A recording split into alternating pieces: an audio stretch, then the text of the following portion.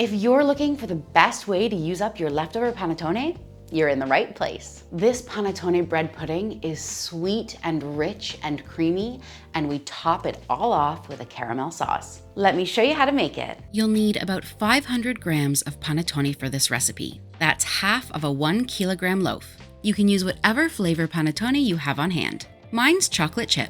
Cut your panettone into 1-inch slices and then break down each of those slices into 1-inch cubes.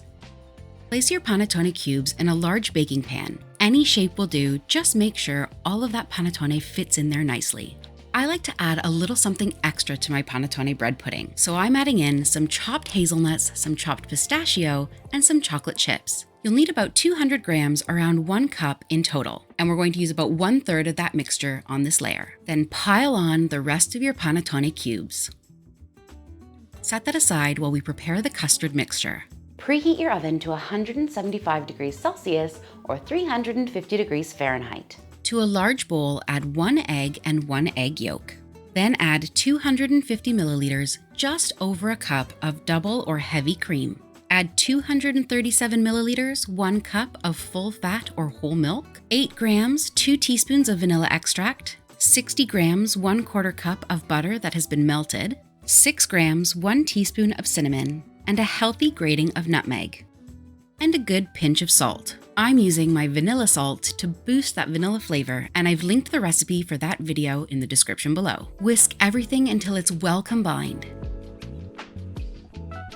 and then pour it all over your bread cubes. Now with a spatula, or I find your hands are the best tool for this job, press the cubes down into the custard so that it becomes completely absorbed. Make sure all of that liquid has soaked up into your bread. If you want to bake this the next day, stop at this stage, wrap it up in cling film, and pop it in the refrigerator. We'll finish the rest of the topping when we're ready to bake it. Top your panettone with 60 grams, 1/3 a cup of brown sugar. This makes the top caramelized and crispy. Then add the remaining hazelnuts, pistachios, and chocolate chips. And into the oven. This will need to bake for 30 minutes. To make our easy caramel sauce, to a pan, add 110 grams, half a cup of brown sugar, 114 grams, half a cup of butter, and 125 milliliters, just under half a cup of double or heavy cream. We're going to heat this on medium-high heat. Once it's all melted together and it's starting to bubble, turn the heat down to medium and let it cook for 15 minutes, stirring pretty regularly. After 15 minutes, remove your pan from the heat.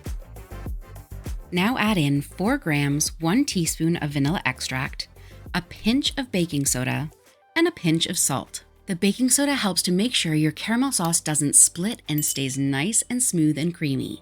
Now the caramel sauce is optional. You can even drizzle this in chocolate sauce or Nutella, whatever you like. While your pudding is still hot, pour that caramel sauce all over the top so that it starts to seep in. Make sure to enjoy it while it's still warm. I like to serve mine straight out of the oven with that hot caramel sauce on top, but you can serve it cold the next day or pop it back into the oven or microwave to reheat it. You can make this in advance and keep it in the fridge for about 3 days, but don't top it with the caramel sauce until you're ready to eat. If you want to go the extra mile and make your own panettone, you have to try my chocolate panettone recipe. If you found this video helpful, hit the like button, and I'll see you next week.